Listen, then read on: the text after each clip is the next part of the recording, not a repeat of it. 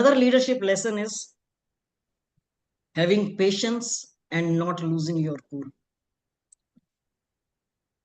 First time in Centaur when I was get out again, I got caught between the corporate politics of some senior people. One lobby wanted to hire somebody from outside. One lobby did not want to hire. I got hired somehow. I don't know, and I became unknowingly, unwantedly, I became part of that. So some people masterminded my Ghirao, and I had a small cabin where it was not so small, but I would still call it small cabin. Security manager out of the hotel at madam, that point बच्चों को of एक बार time. बता दीजिए घेराव होता क्या है, क्योंकि इन लोग को पता आइडिया भी पता नहीं है नहीं है, घेराव क्या होता है। पता हाँ, ही नहीं। कोई आइडिया नहीं है घेराव क्या होता है, कैसे होता है, क्या हालत होती है उस वक्त। घेराव में ये होता है, let me for the student sake, one or two officers, you are talking to the union guys, you are talking to the fierce, fiery, and aggressive militant union leaders. They have certain demands which are normally irrational and not in the policy this thing, and they want to apply pressure tactics. They want you to sign some papers or agree to some of their demands which are not justified. The demands are unjustified. They will come and stand outside you for 2 hours, 3 hours, 4 hours. You can't go to the toilet, you can't drink water, you can't have tea, you are just sitting there. And they are shouting and howling and thumping their fist on the table and shouting and howling and slogan shouting and whatnot. That is Girao. So first time when my Girao happened, and it was masterminded. General manager of the hotel was out of the hotel. Security manager was out of the hotel, and that time it was known as P&A department. So the head of P&A was out of the hotel, and the union guys came. In my small cabin, as many people, एक दूसरे के ऊपर चढ़ के they just pounding upon each other. 20, 25 people, 25, 30 people, and people who were standing in the front row thumping their fist on my table. हमारा over time क्यों नहीं हुआ, ये क्यों नहीं हुआ, some of their demands, and they were shouting and you will not imagine, it was so tough. My legs were trembling inside my sari, though I was sitting with a firm face. That was the time I decided I am not going to lose my cool. I am not going to lose my patience. Let me see what they can do. The only thing was, and in this hotel I had come to know, the only thing I had come to know was, one thing I had come to know was, in the past in this hotel, head of P&A was beaten up badly by the unions. His two front teeth were broken, and they had beaten up one general manager also. In one single room, one general manager was also slapped. For a lady, anyone physically touching a lady, outraging her modesty, the lady is finished. The female is finished when somebody is physically touches her and outrages her modesty. That was the biggest challenge for me, that I will not allow these men to touch me physically. So I was sitting like this, looking, staring in their eyes. Inside, my legs were trembling, my body was trembling inside, but outside I was putting up a very, very bold face, and I told those guys, you want to thump my table, go on thumping. You want to say Hindutva Murdabad, go on saying that. But what you are telling me, I'm not going to agree. I'm not going to sign the papers what you want me to sign. I will sign where I feel like signing. And if any one of you misbehaves with me in any manner, I know the power of my pen. I will use the power of my pen later after this thing is over. And this scenario lasted almost for 2 hours, because somehow security manager got, wherever he had gone, somebody that time was not cell phone. So somebody made a phone call to him, and he came running and all that, and he rescued me. So when you are in a difficult situation, crying is very easy. Thinking that I have lost, I am gone, what will happen to me? I can't handle this. You are gone. Ajay sir, I was talking about power of mind. Under such situations, if you can manage the thoughts which are crossing your mind, if you can get hold of your thoughts, and not only you are able to observe your thoughts, you are able to create the thoughts of your choice. मुझे कुछ नहीं होगा, मैं इनसे डरने वाली नहीं हूं, ये लोग मेरा कुछ नहीं कर सकते. When you create such thoughts, you are able to sail through such situations. So this is again, when you come across a difficulty, do not lose patience. Absolutely do not lose patience. Now, another thing is, don't wait for your boss every time. Don't wait for your boss every time to tell you something.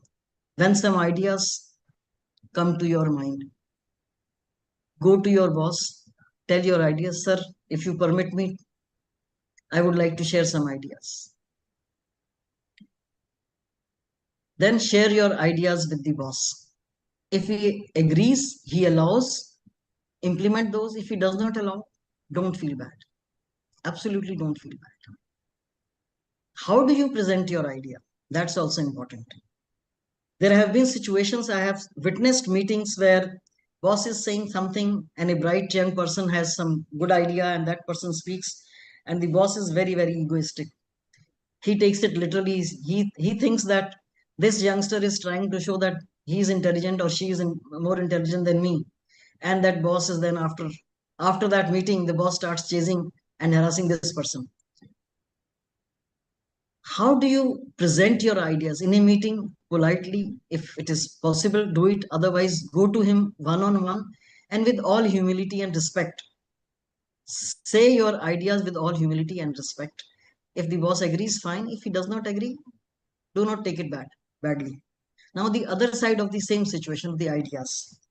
When I became the boss, when I became senior enough that I had management trainees and other people reporting to me and youngsters reporting to me, one of my standard dialogues with my staff used to be, whenever an idea comes to you, please come and talk to me. Whenever a new idea comes to you, please come and talk to me. And then with a rider, I used to say, this is a large company. I am only an HR head. There is managing director, there are directors, there are a whole lot of other multi-tier management. And then when there are large groups, then the management structure is three-tiered. So for certain ideas to be approved, you have to go 3 levels above, and then only you get the approval and you implement it. So I used to tell them, give me your ideas.